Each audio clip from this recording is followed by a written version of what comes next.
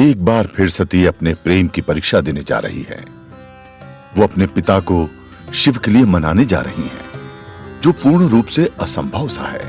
फिर भी सती को यह करना होगा, अपने और शिव के लिए। हालांकि उन्हें अभी तक अपने ही स्वयंवर की कोई जानकारी नहीं है, न ही दक्ष की मंशा का उन्हें कोई बोध है। अब दक्ष एक ही सूरत पर अपना फैसला बदल सकते हैं, अगर उन्हें अपनी पुत्री की दयनीय स्थिति का आभास हो जाए। हृदय की तेज धड़कनों के साथ अपने कदमों को धीरे धीरे आगे बढ़ाती सती दक्ष के द्वार के सामने आकर रुक गई। अंदर आने से पहले ही उनके पांव कांपने लगे। फिर वो अपने शरीर की सारी ऊर्जा को इकट्ठा करके आगे बढ़ गई। अब तक उनकी आंखें निरंतर रोने की वजह से लाल हो चुकी थीं, जिनमें अभी भी मोटे मोटे आंसू थे। मत जाओ सती, रुक जाओ, आगे और मुश्किलें आने वाली हैं। तुम समझ नहीं रही हो दक्ष के स्वभाव को। एक बार जिससे बैर रख लिया, फिर उसके साथ सुलह नहीं करते। फिर क्यों अपने ही पिता की दुश्मन बनना चाहती हो? रुक जाओ सती। कैलाश पर महादेव की परेशानी भी बढ़ती जा रही थी। वो देख पा रहे थे जो आगे होने वाला था। वहीं सती अभी भी दक्ष के द्वार पर ही थी। इधर दक्ष आंख बंद करके अपने आराम झूले पर विराजमान थे। सती ने धीरे से बिखरे हुए शब्दों को जोड़कर आवाज लगाई, पिताजी। इसके आगे कुछ बोलने से पहले ही सती के होंठ सूख चुके थे, लेकिन उनकी आवाज दक्ष तक पहुंचने से पहले ही कहीं दब गई। एक बार फिर सती ने पुकारा, पिताजी। इस बार दक्ष ने आंख खोलते हुए सती को देखा। उनकी भी आंखें लाल थी, शायद वो रात भर सोए नहीं थे। सती को देखते ही उन्होंने कहा, आओ पुत्री। धीरे धीरे कदमों से सती दक्ष के करीब पहुंची और अगले ही पल उन्होंने रोते हुए कहा, मुझे क्षमा कर दीजिए पिताजी, मुझसे बहुत बड़ी भूल हो गई। मैंने आपका दिल दुखाया है। इससे आगे सती कुछ कहती उससे पहले ही दक्ष ने कहा, किस त्रुटि की माफी मांग रही हो पुत्री? तुम अपने पिता के सामने स्पष्ट तरीके से बात कर सकती हो।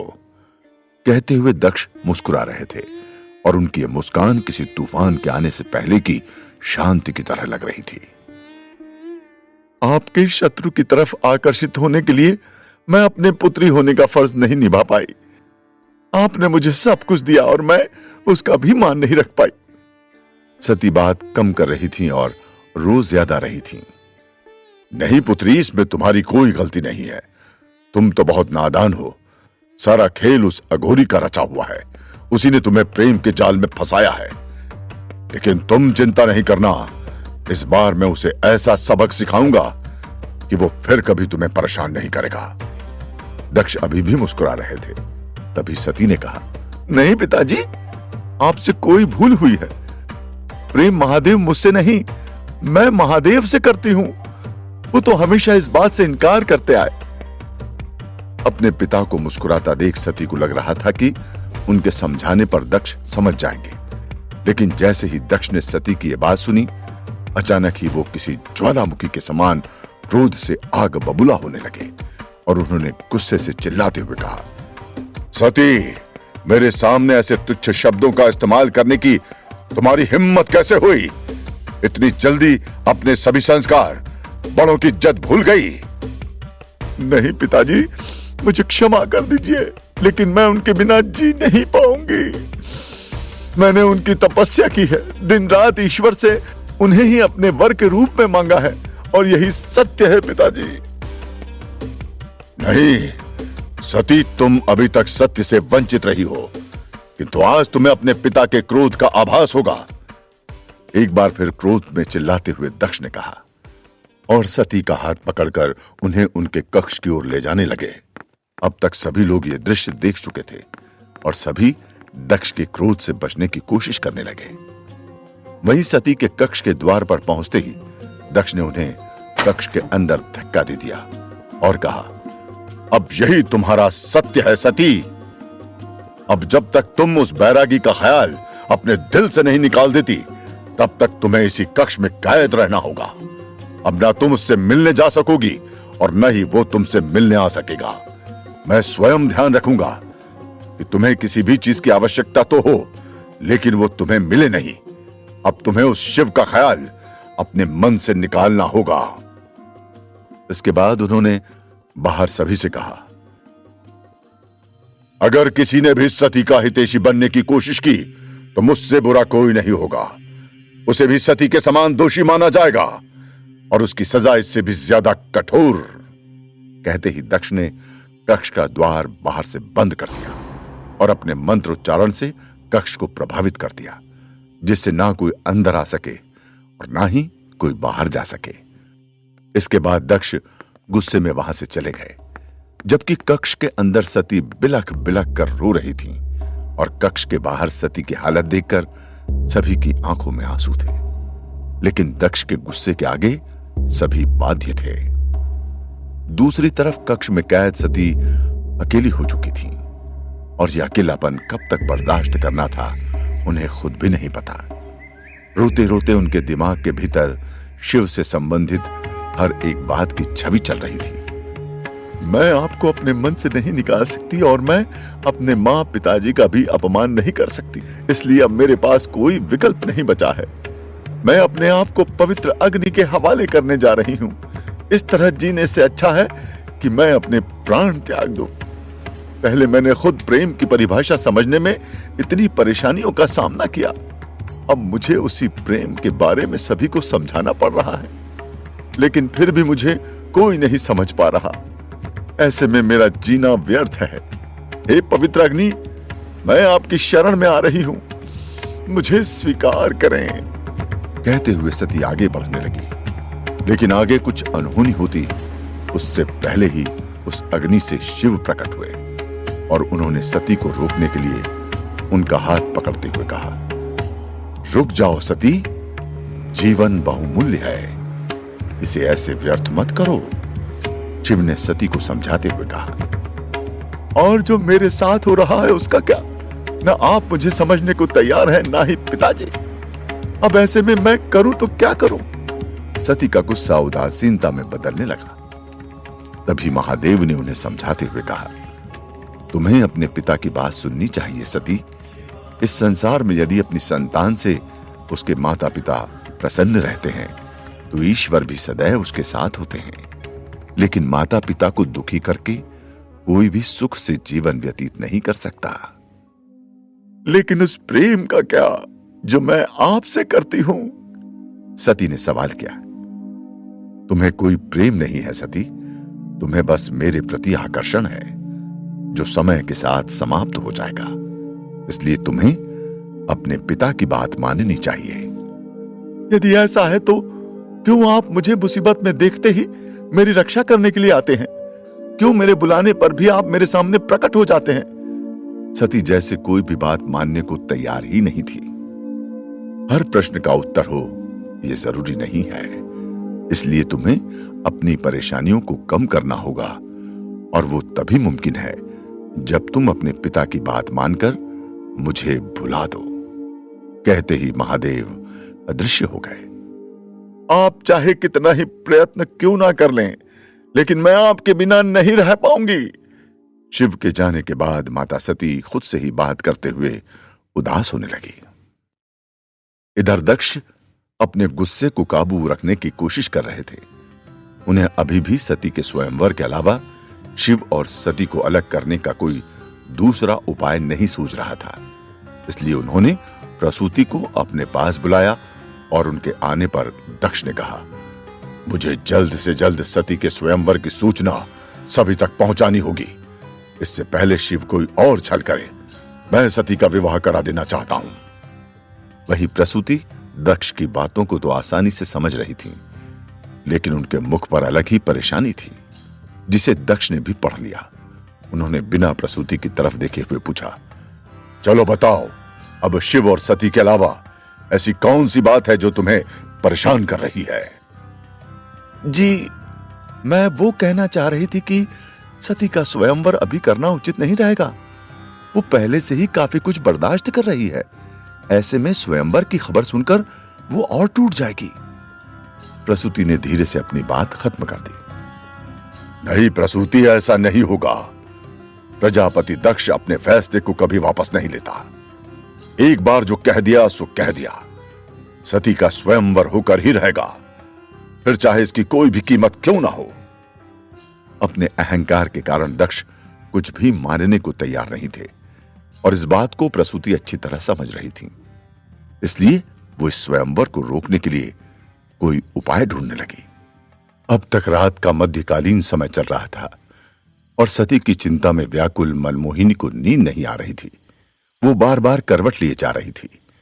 पता नहीं सती किस हाल में होगी, उसने कुछ खाया भी नहीं होगा। मैं क्या करूं? दक्ष इतने निर्दयी तो कभी भी ना थे, लेकिन शिव से बदले की भावना में आज वो सब कुछ भूल चुके हैं। मुझसे सती की ये पीड़ा बर्दाश्त नहीं हो रही, नहीं देखा जा रहा उसका दुख। व्याकुल मन और नम आंखें लिए मनमोहिनी से रहा नहीं गया। वो बिना शोर किए अपने कक्ष से बाहर निकल गई और सती के कक्ष की ओर बढ़ने लगी। सती के प्रति स्नेह के कारण वो दक्ष के शब्दों को भूल गई और सीधा उनके कक्ष के सामने आकर रुकी। लेकिन वो आगे बढ़ पाती उससे पहले ही किसी ने उसे पीछे से आवाज दी, रुक मनमोहिनी। आवाज सुनते ही मनमोहिनी चकित रह गई, क्योंकि यह आवाज प्रसूति की थी। वो भी अभी तक जाग रही थी। फिर मनमोहिनी के करीब आकर उन्होंने कहा, तुम्हें क्या लगता है एक तुम ही हो जिसे सती की चिंता है? बाकी सब अब उसके शत्रु बन गए हैं? प्रसूति ने सवाल किया। नहीं नहीं प्रसूति, मुझे केवल सती की फिक्र में नींद नहीं आ रही थी, इसलिए मैं बस उसे देखने चली आई। मनमोहिनी ने झिझकते हुए जवाब दिया। लेकिन जवाब सुन प्रसूति का क्रोध और बढ़ गया और उन्होंने कहा, मैं सती की मां हूं मनमोहिनी, और एक मां की तरह मेरे हृदय में भी अपनी पुत्र के लिए चिंता है। लेकिन क्या तुम सती के पिता द्वारा कही गई उनकी बातों को भूल गई? तुम पहले ही सती की हितैषी बनकर उसे इस हाल में ले आई और अब उसे उसके हाल पर छोड़ दो। ये मेरी विनती भी है और हिदायत भी, अन्यथा तुम्हारा हितैषी होना भी सती के लिए घातक साबित हो सकता है। एक बार फिर प्रसूति ने मनमोहिनी पर कठोर शब्दों की वर्षा कर दी, जिसे सुनकर मनमोहिनी रोते हुए वहां से चली गई। जबकि अब प्रसूति को भी अपने शब्दों पर अफसोस हो रहा था, लेकिन फिर भी वो इस तरह का व्यवहार करने पर मजबूर थी। उन्हें सती के अलावा दक्ष के फैसले की भी चिंता थी, क्योंकि सती की हालत को देखते हुए भी दक्ष उनके स्वयंवर के लिए हठी थे। अभी सती अपने विवेक में नहीं है, फिर भी कैसा होगा उसका स्वयंवर? पूरे परिवार में ये कैसी विपदा आन पड़ी है। नारायण, अब किस तरह से मैं सती के पिता को समझाऊं? क्या मुझे इसके लिए ब्रह्मा जी से मदद मांगनी चाहिए? अगर ब्रह्मा जी सती के पिता को समझाएंगे तो भले ही वो मान जाए। प्रसूति मन में अचरज लिए ब्रह्मा से मदद लेने को तैयार हो गई। उन्होंने ब्रह्मा जी का स्मरण किया और ब्रह्मा जी ने उन्हें दर्शन दिए, जिसके बाद प्रसूति ने उनके सामने अपने मन की व्यथा रख दी, जिसे सुनकर ब्रह्मा जी भी गहन चिंतन में डूब गए। प्रजापति दक्ष का अब केवल एक ही लक्ष्य निर्धारित हो चुका है, और वो है शिव से उनका प्रतिशोध। और वो इस प्रतिशोध को सती के माध्यम से पूरा करना चाह रहे हैं। इसलिए उन्होंने बाकी सभी बातों को नजरअंदाज कर दिया है। लेकिन तुम चिंता मत करो, मैं दक्ष से बात करके उन्हें समझाने की कोशिश करूंगा। कहते हुए ब्रह्मा जी अदृश्य हो गए और प्रसूति हाथ जोड़कर वहीं खड़ी रही। ब्रह्मा जी की बातों को सुनकर उन्हें थोड़ी राहत महसूस हुई थी, लेकिन इतना आसान कहां होने वाला था प्रजापति दक्ष को समझाना। दरबार में अपने सिंहासन पर बैठे दक्ष अपनी योजना को सफल बनाने के बारे में गहन चिंतन कर रहे थे। इस समय वो दरबार में बिल्कुल अकेले थे। तभी रोशनी की एक तेज किरण के साथ ब्रह्मा जी का आगमन हुआ। देखते ही दक्ष ने उन्हें प्रणाम किया। ब्रह्मा जी भी उन्हें देखकर मुस्कुरा दिए। पिताजी, आपका यहां होना किसी अनुभूति की तरफ इशारा कर रहा है। अवश्य ही आपको सती के स्वयंवर की जानकारी मिल चुकी है। दक्ष ने ब्रह्मा जी के आने का कारण पता लगा लिया था। तुम्हारा अनुमान बिल्कुल सटीक है दक्ष, किंतु तुम जो करने जा रहे हो वो सही नहीं है। ब्रह्मा जी ने कहा, एक पिता अपनी पुत्री का स्वयंवर करने जा रहा है, इसमें भला गलत क्या हो सकता है? स्वयंवर में सती अपनी इच्छा से अपना वर चुन सकती है, इसके लिए मेरे द्वारा उसे कोई बाध्य नहीं कर रहा। दक्ष ने खुद को सही ठहराते हुए कहा, लेकिन उनकी यह बात ब्रह्मा जी को नहीं सुहाई और उन्होंने कहा, भले ही तुम सती को वर चुनने के लिए बाध्य नहीं कर रहे हो, लेकिन इस तरह उसका विवाह कर तुम उसे इसके लिए विवश ही कर रहे हो। दक्ष, देखिए पिताजी, मैं हृदय से आपका सम्मान करता हूं, लेकिन मैं आपसे पहले भी कह चुका हूं कि शिव और सती कभी एक नहीं हो सकते, और मैं अभी भी अपने इसी फैसले पर अटल हूं। दक्ष ने एक बार फिर से अपने शब्दों को दोहराया, लेकिन इस बार ब्रह्मा जी ने उनका विरोध नहीं किया। इसकी जगह उन्होंने कहा, दक्ष, मैं यहां सती और शिव के मिलन की बात करने नहीं आया हूं, बल्कि मैं तो यहां यह कहने आया हूं कि स्वयंवर के लिए सती अभी तैयार नहीं है। उसकी मानसिक क्षमता अभी ठीक होने में समय लगेगा। वैसे भी अभी वो काफी कुछ सहन कर रही है, इसलिए मैं चाहता हूं कि तुम सती के स्वयंवर का ख्याल फिलहाल के लिए अपने मन से निकाल दो, जब तक सती पूर्णता से अपने विवेक में नहीं लौट आती है। ब्रह्मा जी दक्ष को समझाने के लिए अपनी बात कह चुके थे, लेकिन दक्ष का जवाब आना अभी भी बाकी था। वो अभी भी मौन थे। तो क्या अब दक्ष सती के स्वयंवर को रोकने के लिए मान जाएंगे? क्या कक्ष में रहते हुए सती फिर कोई भूल करने का साहस करेंगी? कैसे करेंगे महादेव सभी समस्याओं का समाधान?